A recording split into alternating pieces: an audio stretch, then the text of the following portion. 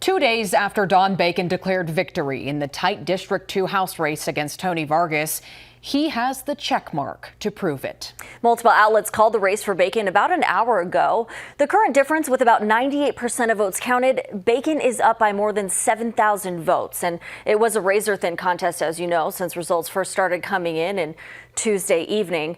Bacon has represented District 2 in Washington since 2017.